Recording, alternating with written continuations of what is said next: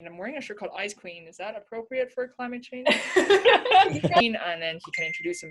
Oh, shit. Sorry. Ooh, Glad I caught that.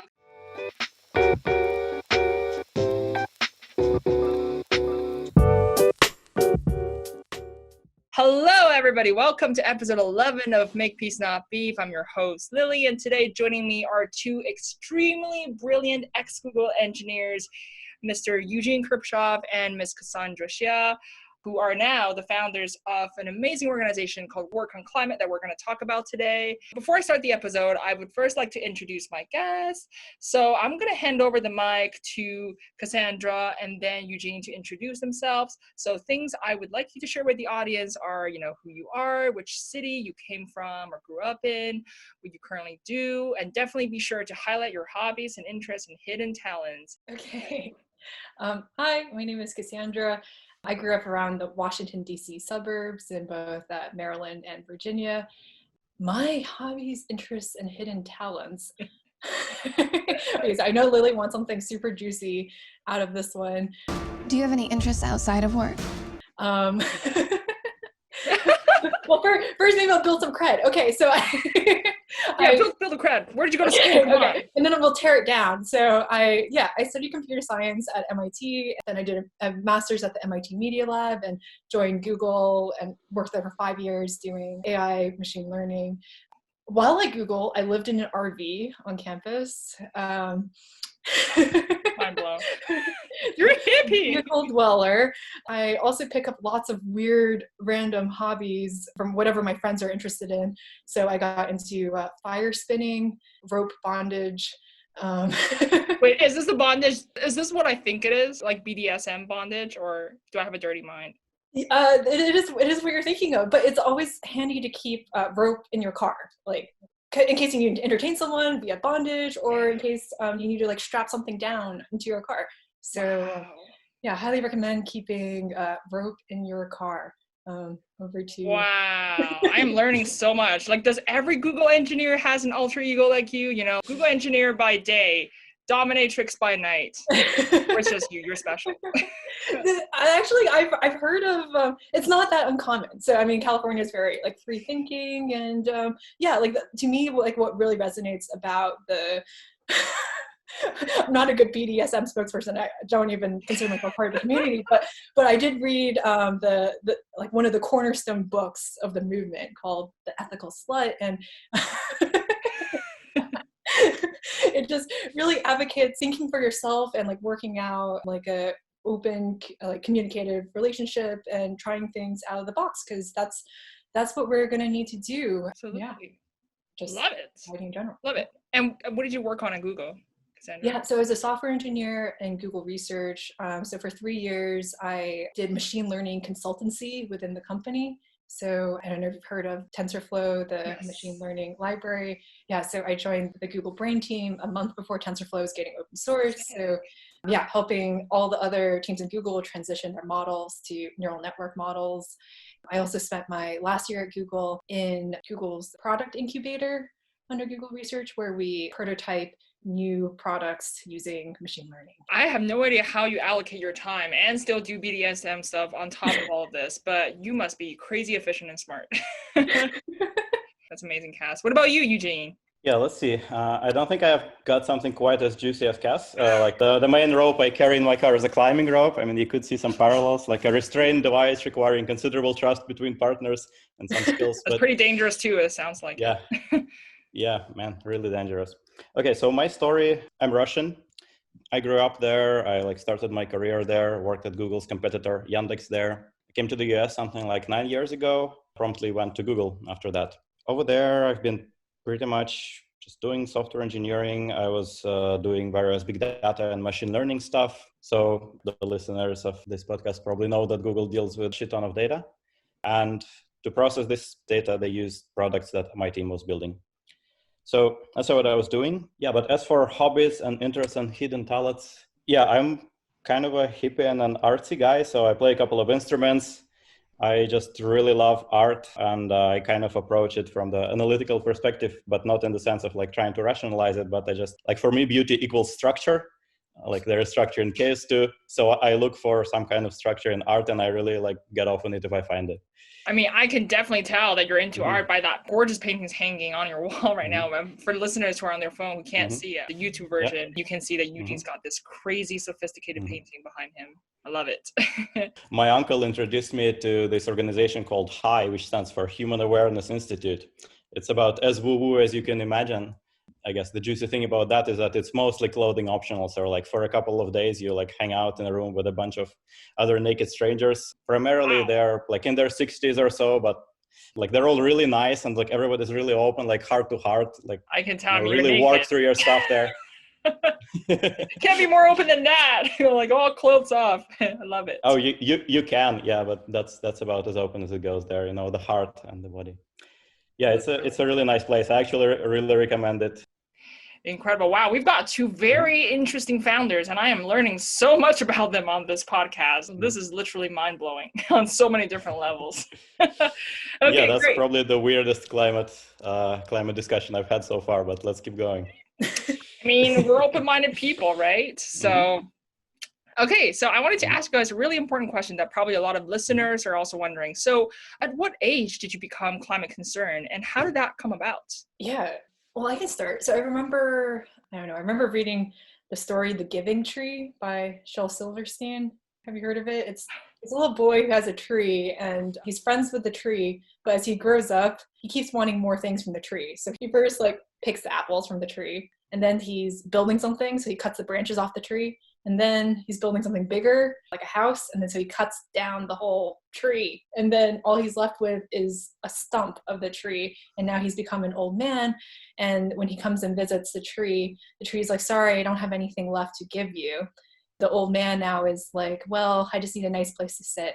And that story just made me so sad because it's about how nature just keeps giving and giving. And so we just keep taking and taking and taking. Yeah, and it just feels as though like nature and the environment doesn't have someone to stick up for them. Yeah, that injustice I've always felt that. And I guess more recently, it was the night of the 2016 election, and I was like, oh my gosh, we're going to lose. And so that night I was researching environmental charities because I was like, the environment's so screwed. So I found the Rainforest Trust, and I really like them because they're very transparent about their costs for various projects. So you can kind of make a crude money to carbon conversion because they're transparent. So I met the founders and I due diligence their team. And while I was at Google, I raised $250,000 for them. But even though I was kind of environmentally active, I didn't realize the urgency of the climate problem. Like I didn't realize until like really digging into it with Eugene that we as society have 10 years to drop emissions by 50%, and we're like not really heading that direction right now. Not at all. So that's why we decided to quit. Incredible. Yep. Yeah, and what about you, Eugene? So yeah, my story of becoming climate concerned, I think it started when I was just on some business trip and I watched The Inconvenient Truth on an airplane one way, like on a 13-hour flight. Just couldn't find what else to watch.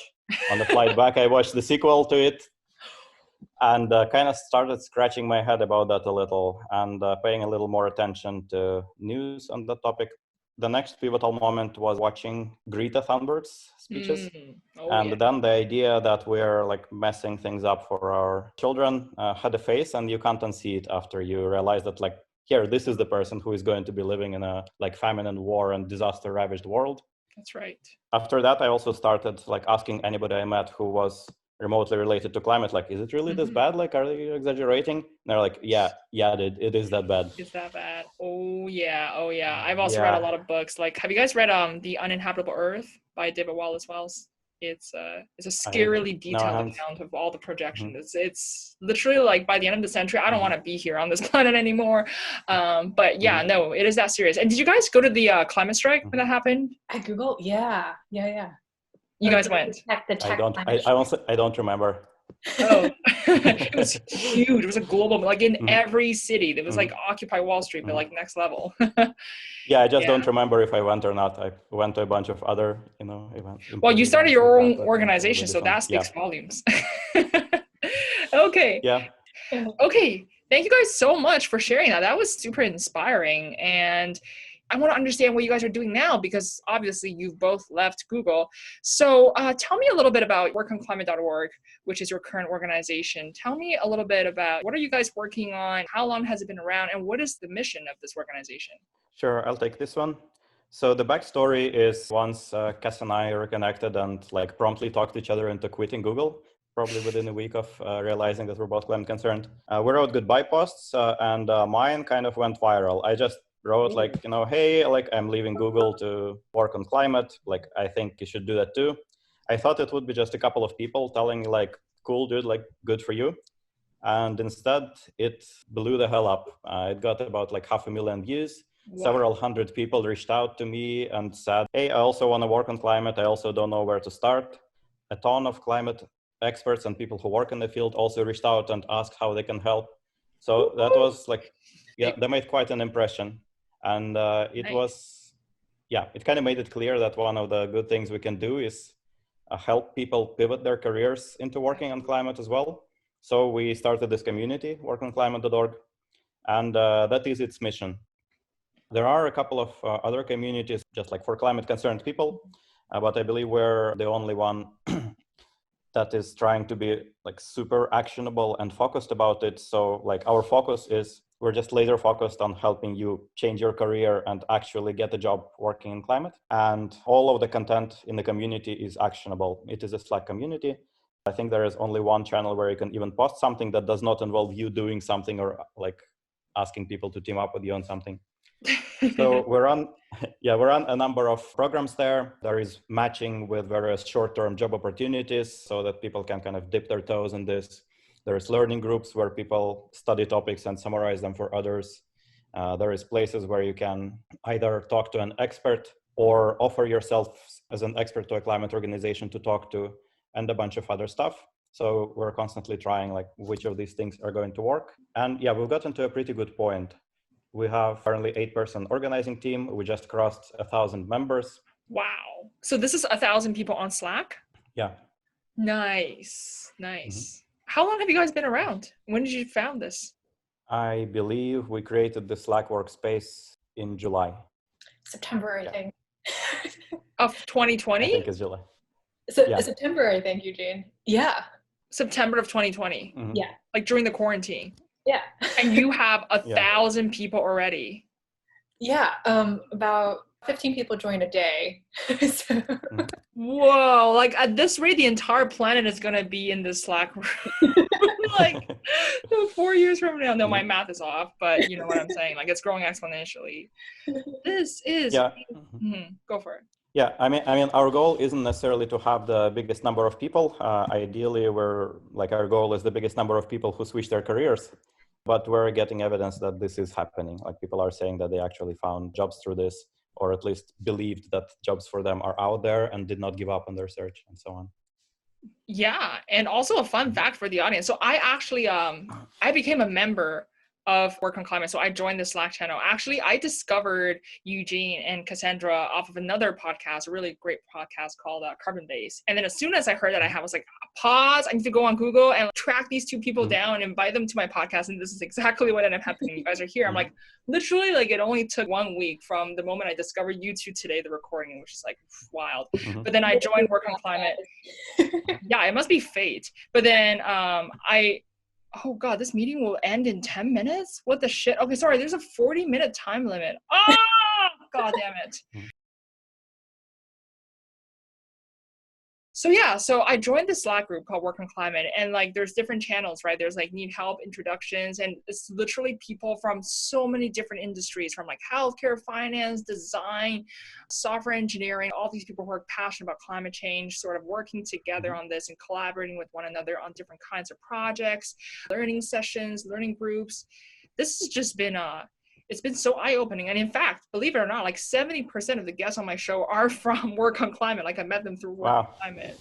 So thank you, because you're fueling my podcast. I love it.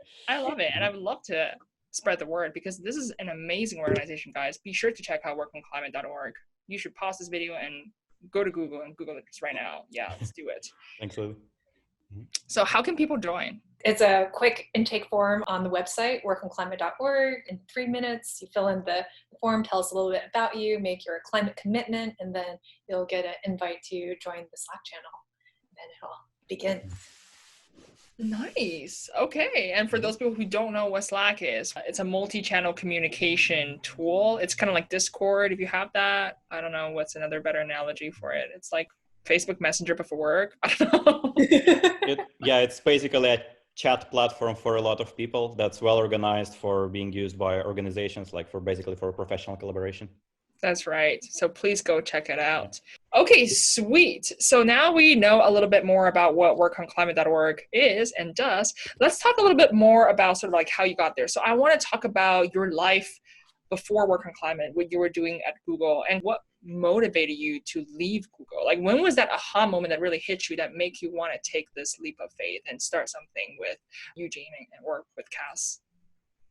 Yeah, Cassandra, you want to go first? Sure. Yeah. I mean, life at Google was pretty idyllic. Ooh. Yeah, it was. Yeah, I mean, they're smart people, free food, awesome campus, so awesome that I could like live on it for free. Was there like a playground or like a hide and seek room or something? Like all these crazy things, like a bar? Yeah. There are these slides that can take you between floors. There's a ball pit. But the best perk was probably massage. Ooh, I need that, like free physio. Gosh, we all need that. And dogs. No, that's actually the best perk. You can bring your dog to the office. Nice. Shout out to my dog Voldemort. Ooh, that's so cute. Hi Voldemort. So then, like, if life is so wonderful, what made you want to leave Google? Or what made you want to take enough of a risk to leave Google and found your own organization where you don't even know where that source of income is going to come from? Yeah.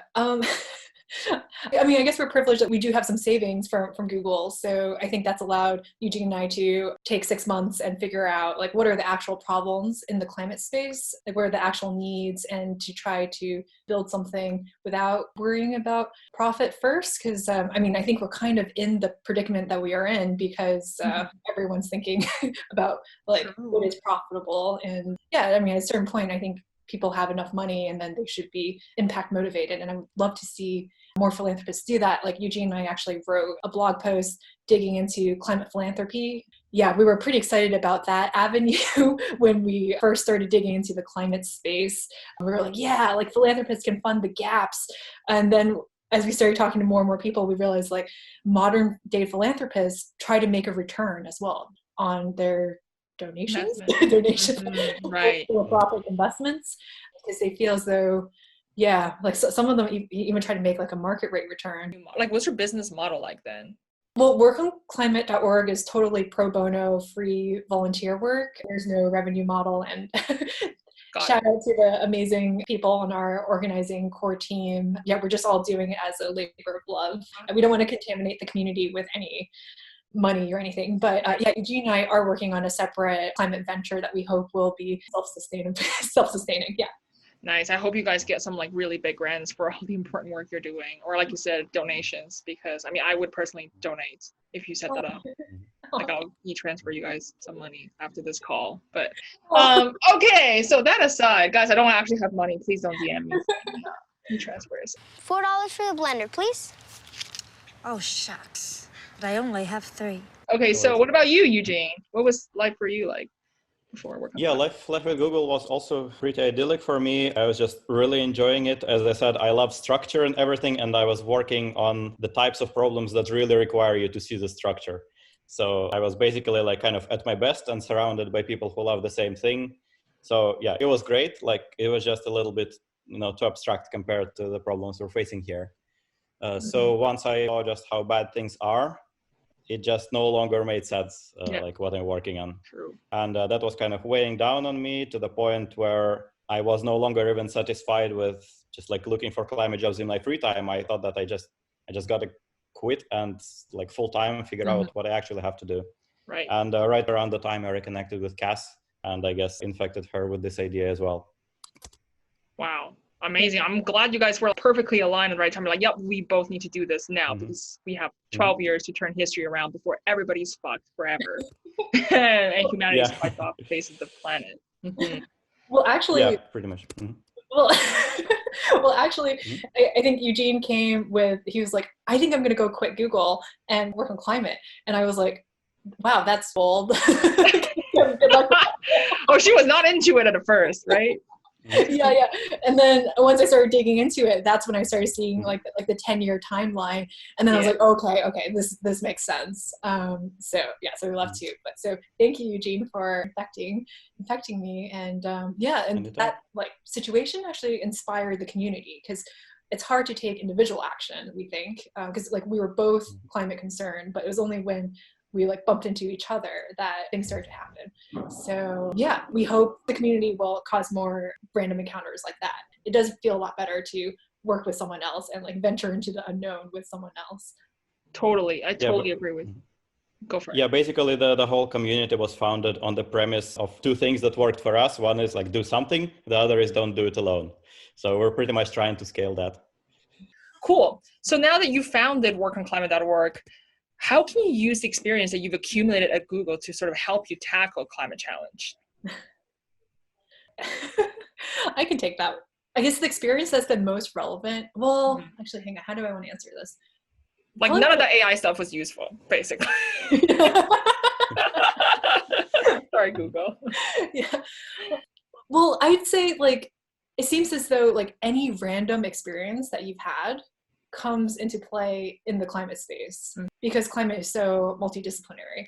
For instance, for me personally, back in undergrad, I thought I wanted to be an algorithmic trader and do earning to give. So I took a bunch of finance classes in addition to the computer science classes. And that is coming in handy in climate, because now I'm looking at it through a climate finance lens. And if money is the lever that moves the world, how can we realign the incentive structures to make what we want happen?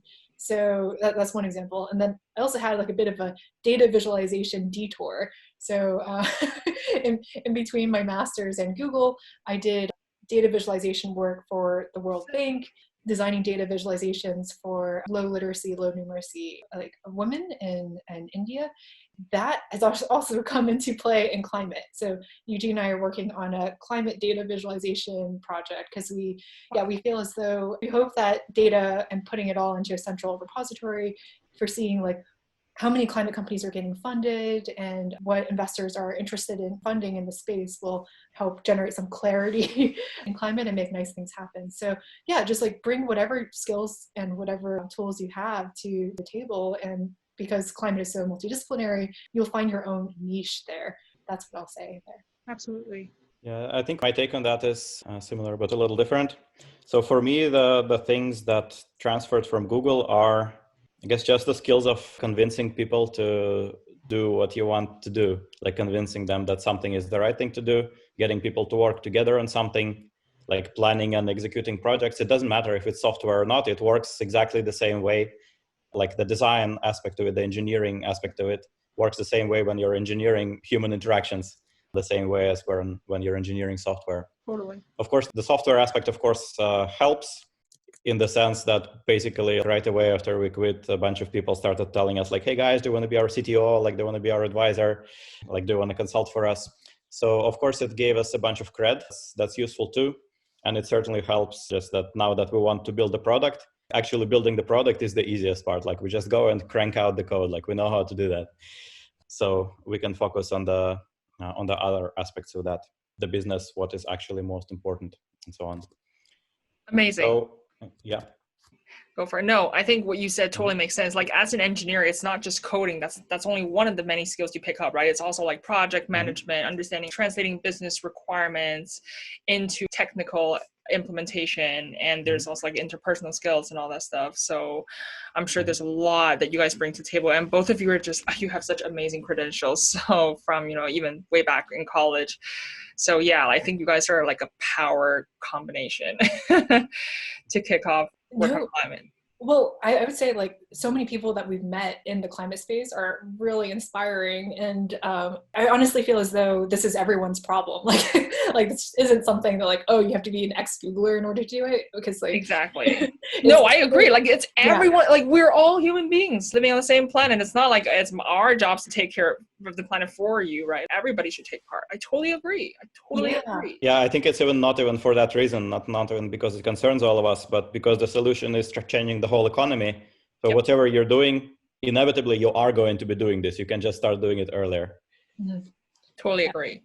Yeah, one of the inspiring people that we met jumping into the climate space, Justus Baumann of the Future Matters project. So he's looking at how at the intersection of psychology and climate policy, he's training people to lead effective climate movements using science-backed, evidence-based methods.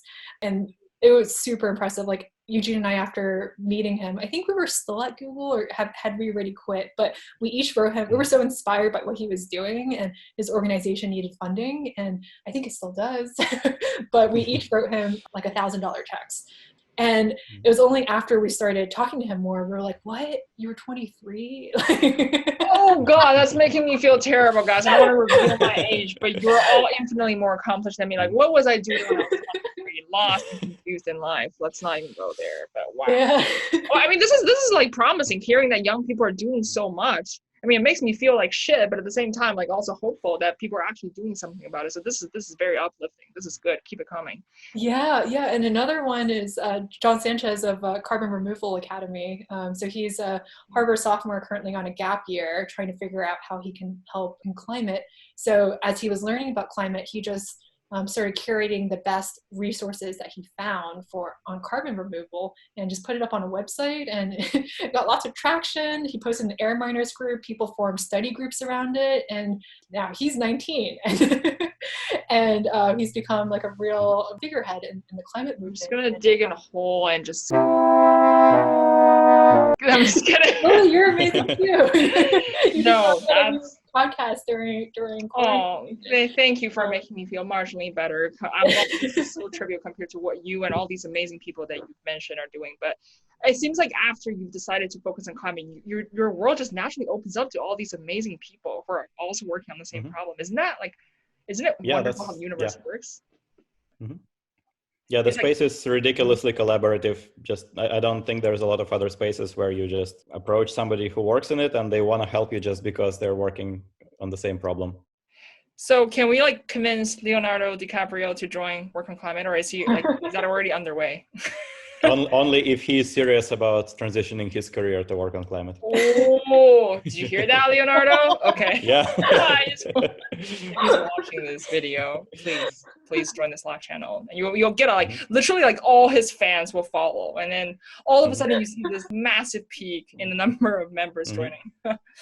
No, that would be so amazing. I imagine you're joking, but that would be so amazing, because like one of the things that we would love to brainstorm on is there was so much good energy around that plastic straws movement. Like once you've seen like the picture of the turtle with the plastic straw in its nose, and that mobilized so many people. And I'm kind of like, where are those people? Can we remobilize them? Yeah. That's what we need. Maybe that's what you need, celebrity sponsorship. Like, get on that. Maybe I'll help you with it. That's the next project for Work on Climate. Partner up with like Joaquin Phoenix, Leonardo DiCaprio, all these people who are like. Yeah, Leonardo with like a kind of a straw like piercing. You know what? That'd be a powerful image. Okay, so what are some surprising things you've learned about the climate space since you've left Google? Okay, I'll go for it.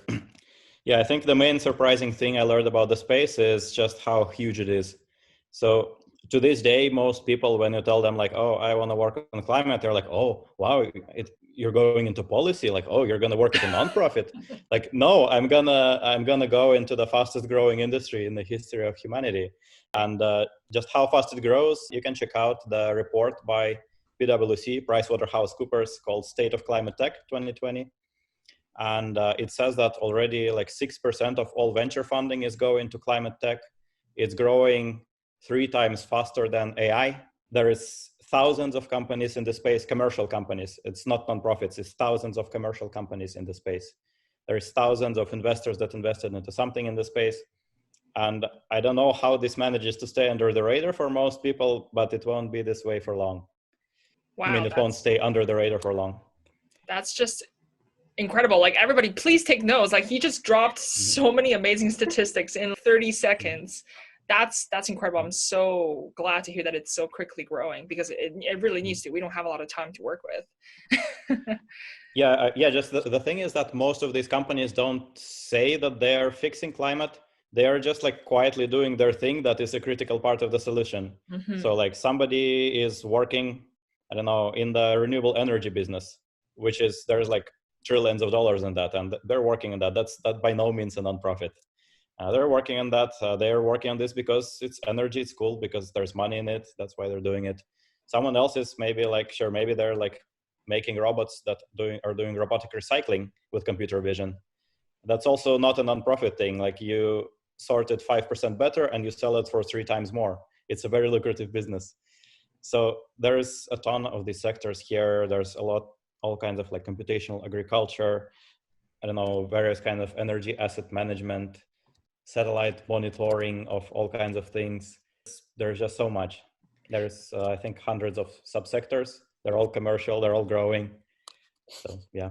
This is incredible. So because you touched on that important topic, I want to expand on it further. So you touched on robotics, but I kind of want to expand it to AI and machine learning in general. So because that's like AI, machine learning, data science is the buzzwords of 2020 and in the past few years. So in your opinion, how can AI, machine learning, data science sort of help solve climate change and shape the future of climate tech? Sure. Yeah, it comes in actually in surprisingly many sectors, and there is a few reasons for that. Yeah, so the context for that is that actually I'm currently also chairing a conference. It's the first conference on like private sector applications of machine learning in climate change, in climate tech. So I have an answer to this prepared. So machine learning comes in a few places. One is pretty much of the economy already runs on software. So decarbonizing it also involves software. Another reason is that a lot of emission reduction has to do with improving the efficiency of existing systems.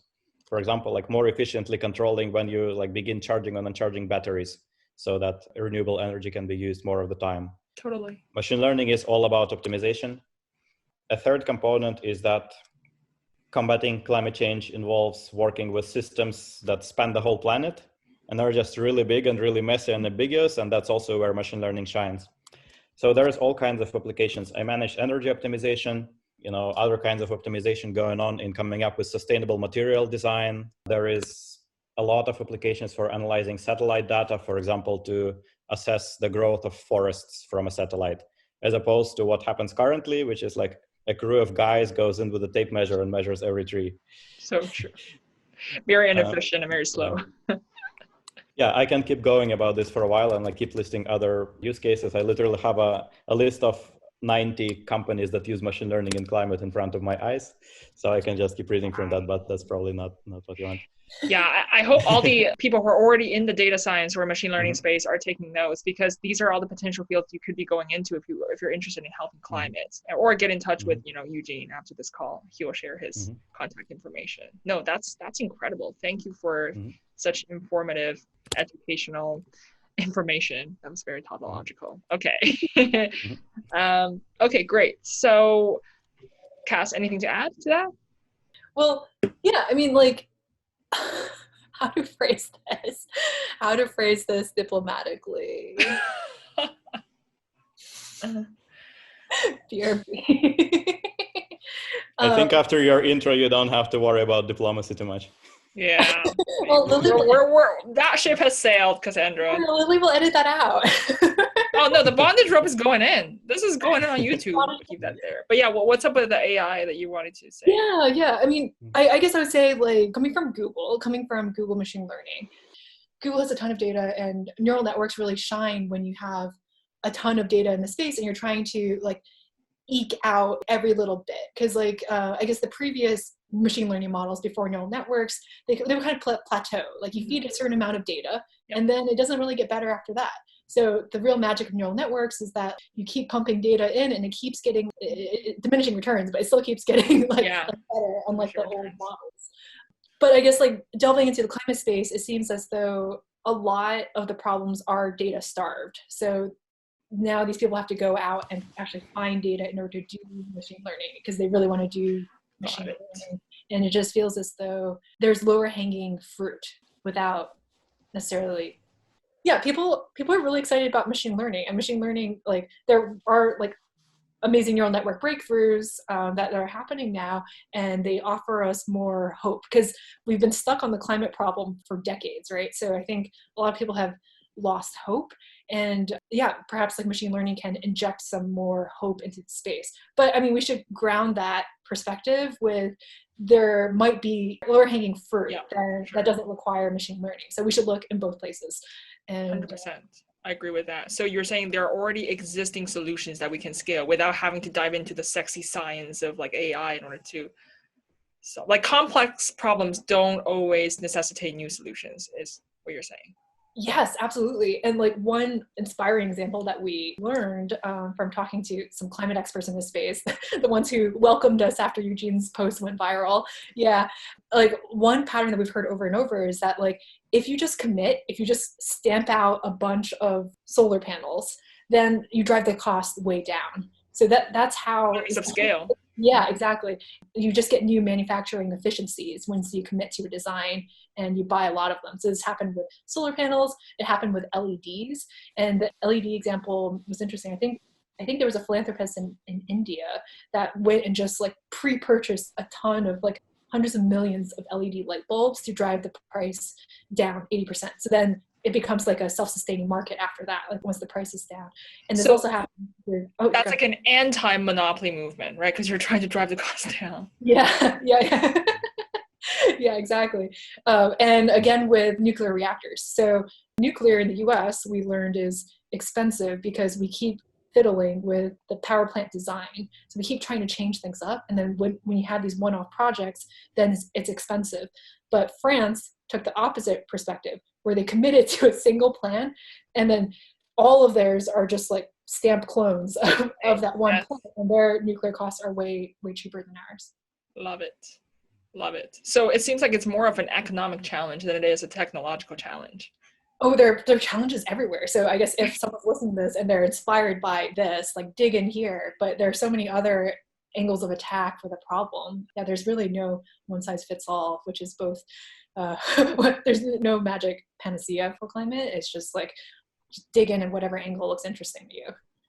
Okay. Yeah, specifically about machine learning, I would add one more thing, that machine learning is not rocket science anymore either. It's just a tool by now. So like asking what role does machine learning play in this? It's similar to asking like, what role does software play in this?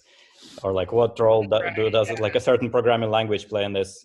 I mean, machine learning is used pretty much everywhere where software is used these days. So yeah, it's going to be used in climate too. That's about it. True. I mean, the neural network, like it's a Python file you can download from GitHub if you want to start fiddling with it. But it's all open source. A lot of the stuff is, right? Cool. No, this is really great. But I just wanted to debunk some myth because I feel like people think machine learning sounds really sexy, like it's a panacea for all of the problems. It's not. It's not. It's not. No, I'm glad because we have this obsession with that, like, oh, technology can solve all problems. I mean, it can solve a lot, but definitely not everything, right? Great. So the next question I've been wondering for a very long time, I'm sure a lot of people are wondering, is what exactly is Silicon Valley as a whole doing to help us overcome climate change? Because I feel like every time I read about the Silicon Valley, it's always about, oh, like this other startup raised 2 million in seed funding, and then I look at them as like another gaming startup or like some app. It's never, I don't want to put down any companies, but it's never the important problems that we should really be focusing on. It's not the most pressing problem. So I want to gauge the overall sentiment among Silicon Valley startups and the community. Yeah, well, I definitely can't speak for all of Silicon Valley, but I mean, I do live in the Bay, and people are concerned. And one signal is Y Combinator, which is maybe like Silicon Valley's like most famous startup accelerator. So they have, and I think they've had for a few years, a climate track.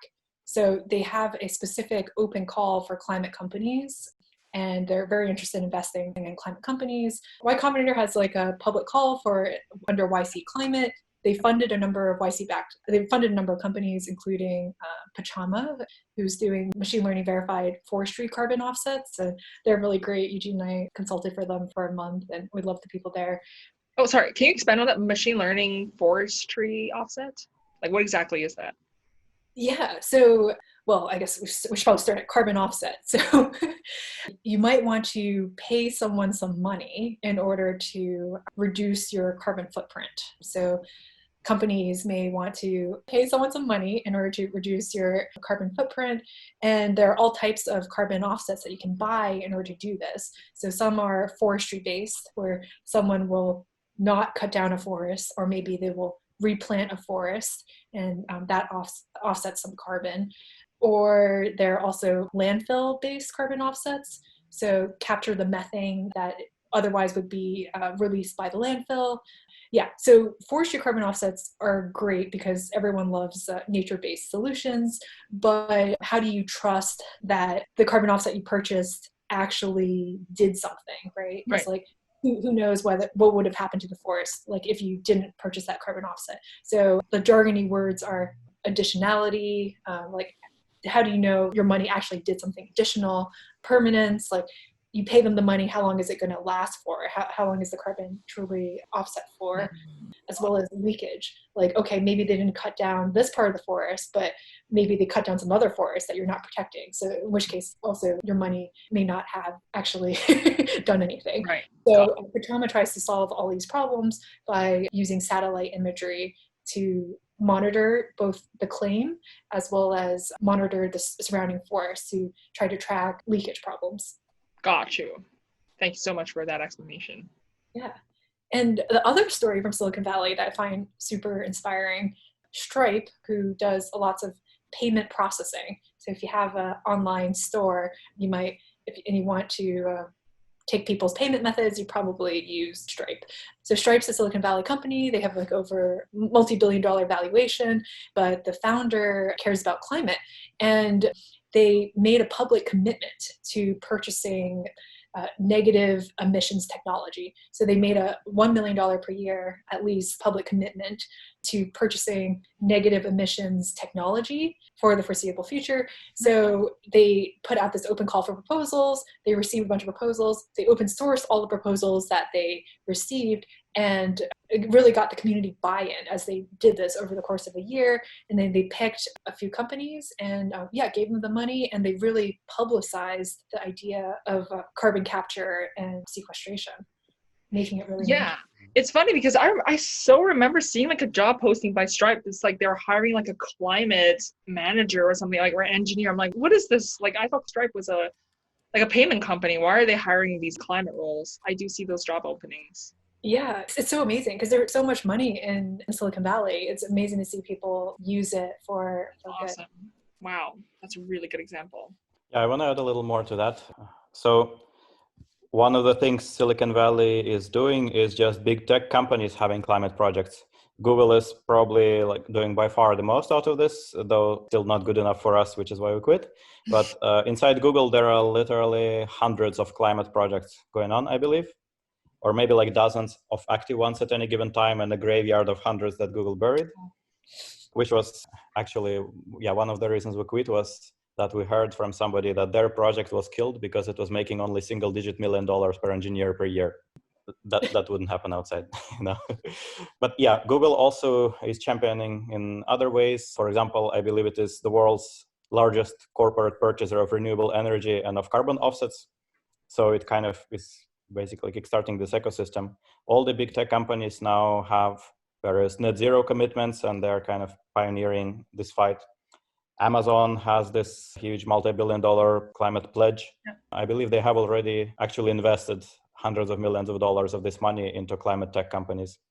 I thought it was $10 billion, the Earth Fund, right?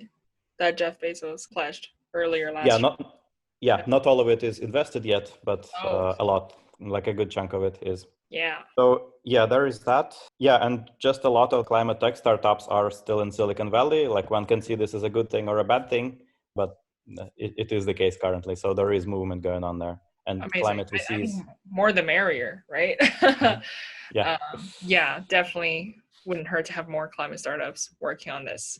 So it's so inspiring to hear, all the examples that Cass and Eugene brought up about what Silicon Valley is doing. And so the answer is yes, in fact, Silicon Valley is doing all these things on climate change. You might not hear about it all the time in the news, but people are concerned. And especially if you live in the Bay Area and you witness like the wildfires and what happened earlier this year, and I'm sure people are concerned. Literally the sky turned orange. If that in itself is not a warning sign, I don't know what else is.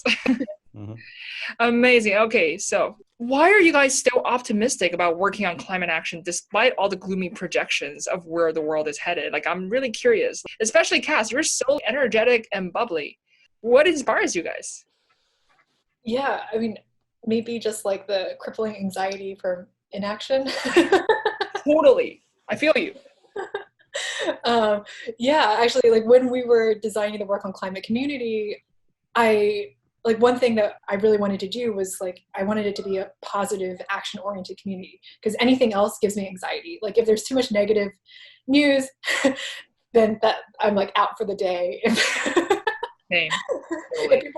If they're just talking and they're not doing something, that stresses me out too. So it's just like for my neuroses, like I think the only thing to do is like be positive and work on it. And I've been trying to gather stories of efficient activism, of when like something simple works, like some low-hanging fruit. Yeah. Hey, I'm kidding. Yeah, there are a few stories I really like. So one actually gave us the confidence to make the leap outside Google. So there's a energy policy analyst, Hal Harvey. He gave this great talk at the Stanford Energy Seminar, and you find that on YouTube. One of the stories that he told was he found that there are public hearings when people like debate like what type of power plant should get built. So he's an environmentalist, but like he's not going to just show up at this hearing as like, I'm an environmentalist, like you need to build a green power plant. He thinks kind of outside the box. So he went on Facebook and recruited a bunch of mothers of asthmatic children. Wow. So that was his ally going to public hearings, like 100 mothers of asthmatic children. It's so brilliant. Yeah. So just really thinking about the problem from a systems perspective and like finding unusual solutions. And I just think that's amazing. I need to watch it. I need to watch it. That guy sounds like a brilliant strategist. Yes. Incredible. Yes. And another example that I found really entertaining was for years, China was like fudging their air pollution numbers. Like they were underreporting how bad it was. So the US Embassy in Beijing installed an air quality monitor that would just automatically tweet to their Twitter account, like the real readings from the Beijing embassy. And that happened. And Beijing committed, unclear whether it's correlated or not, but like soon thereafter committed a few $100 billion to fixing air quality. Eugene. Yeah, let's see. So there is, I think, two parts of this question. Like one is, why am I not crippled by anxiety? The other is, why am I optimistic? The anxiety part, it just kind of evaporates once you start actually doing something. I don't know how it works, but like I spend 0 parts of my day thinking about how bad things are now. Beautiful. Yeah, it happened the same way, like, at the beginning of the COVID pandemic, I was like, man, like we're all gonna die from a respiratory disease. Everybody I love is gonna get sick. And then I just found an open source project to help. And I was just busy doing that instead of thinking about how bad things are. So yeah, that's a great way to motivate yourself to do something. Like it will make you feel better.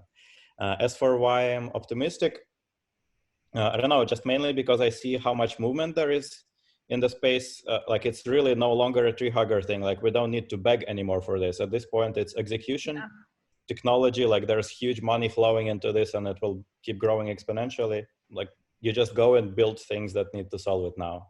So I'm optimistic that we can do it. Some of the necessary technologies are clearly developing much faster than anticipated. Like, renewable energy, for example, is getting cheaper much faster than we thought. I'm optimistic that we can do the same with like carbon capture technology and so on. There is even a bunch of interesting movement going on in how to like reshape capitalism itself while still letting people make money, to be focused more on impact. I'm not going to get into the details of that, but there's something called impact-weighted accounting and something called social impact bonds for people who are curious about finance. I encourage them to check that out. So yeah, there's just really a ton of stuff going on, and that's what makes me optimistic. That's incredible. If you could advise people to do one thing to help solve climate change, what would it be? Like an advice for the audience. Yeah, that's so tough because it honestly depends on people's individual backgrounds, and there's really no one size fits all, as much as I wish there would be one. As an engineer, I'm just like, yeah, everyone just do this. But I guess I could wish for more wishes. So join the workonclimate.org Slack community, introduce yourself, and then we'll route you to the right resources to take action. Best answer ever. Yeah, I kind of concur with that. Basically, the thing you can do to help fix climate is to change your career to do it. Like, I really don't think it's about individual impact, like becoming a vegetarian and so on. Like, it's about doing something more scalable that's orders of magnitude larger than yourself. Pretty much whatever you're doing, either there already is a job where you can do the same type of skill, but for climate, or there probably will be in a year or two. So it's just how fast it's growing. So just take a close look at the climate space, dig deeply into what areas seem like they might be using your skills. There is a good chance that you'll find the necessary information in the community indeed, but you can also study it by yourself. Just the main point to keep in mind in there is probably is something there for you. Yeah, it's a big thing that affects everything that we humans do. 1000%. You guys have made tremendously valuable points about, just literally changing your career.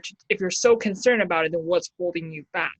Like, if our lives is on the line, then what is holding us back from making that transition to pursue a career in climate? And literally, I think it's not just about us pivoting our careers. We need an economic reordering on a systemic level, right? We need to change the way we live and interact with one another in order to really solve this problem at its core, because it's so complex. It's not just about planting more trees or using renewable energy. Like, it's literally embedded in everything, right? Like, the internet emits pollution, like everything we touch, basically. So it's got to be a holistic solution.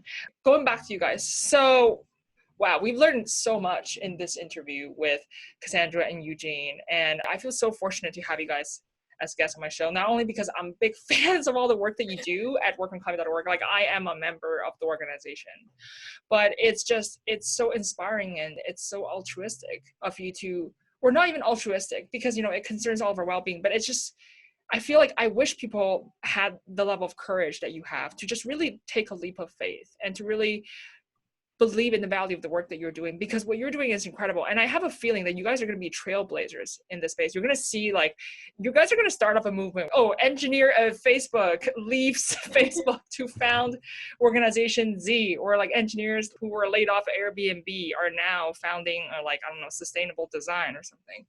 I really see a trend coming. Oh, thank you. That's amazing. Yeah, I'm hoping that you're right. Yeah, and I guess an advantage of big tech is that it pays a lot. So you really don't necessarily need to take a leap of faith. And sure, the people who are actually in this position have to be the trailblazers.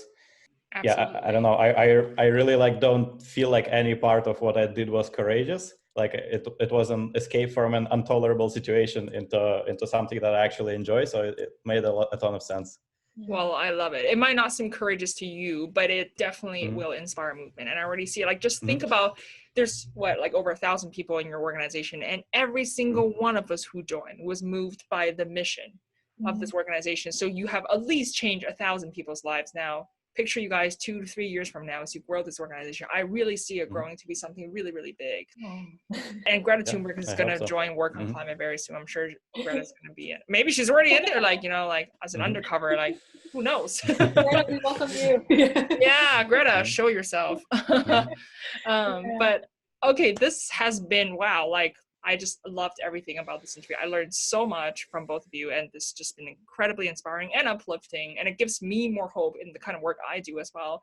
So last but not least, I want to ask you guys to share your social media, your website with people so that they can get in touch with you and join this exciting mission of yours. Awesome. Yeah, okay. So my Twitter handle is Cassandra Xia, Cassandra with a C. So how do you spell Cassandra? Oh, Cassandra Xia. Yeah. Perfect. So can people DM you on Twitter, or you prefer them not to? Yeah. I think I've only received 2 DMs ever on Twitter, so you guys can be. Okay, guys, you can slide into her DMs. And my website is the same, CassandraXia.com. And you can see all the climate projects that Eugene and I have spun up since we left. Because our thing has kind of been like spinning up a cheap website for every need that we've heard and like seeing if it sticks. And yeah, like mostly they stick. Like we're just kind of like testing the idea, and then like people think it's like a real service and start using it. And we're like, okay, I guess we have to like maintain this now. Exactly. Yeah. Yeah, to find me, I mean, probably the easiest way to find how my name is spelled is to go to workonclimate.org. At the bottom, there is a list of names of the organizing team. I'm Eugene. If you Google my name, I don't know a lot of people with my Well, what about exact like name, the guy with the viral letter who left Google? Like, I'm sure if they're like buzzwords, like they'll find you, right? A guy who went viral for leaving Google to work on climate. Yeah, if you Google my name, you'll find my LinkedIn and like my Medium blog where I write touchy-feely stuff and like everything else. There. Poetry? Yeah, poetry. Eugene's online handle for basically all his accounts is JKFF. Wow. JKFF on Twitter, on Medium, on GitHub. Yeah, that handle has a weird history. Wow, Eugene, do you also have another organization called like Work on Poetry or something? No, I don't. The poem Cass is referring to, I read Allen Ginsberg, the poem called Moloch, and it kind of resonated with how I thought about what are like the destructive mechanisms that got us to where we are, and I just kind of parroted it towards climate just for myself. Wow, I sense this like Orwellian feel in your poetry, like dystopian, but also, you know, hopeful. No. Yeah, good thing I don't have to like mope about it so much anymore because we're now doing shit. This is incredible. Wow. Thank you guys so much for all your time on a Monday evening. Thank you for, you guys are busy entrepreneurs, so I really appreciate you taking out the time to chat with me today. And for the audience, I really hope that you've learned something new or something important about climate and all the ways that you can get involved. Like Cassandra and Eugene mentioned, technology is only part of the solution. But you've got to look at the problem as a whole because it's a lot more than that, and everyone can take part in it. Thank you so much for tuning in to Make Peace Not Beef. I'll see you on the next episode.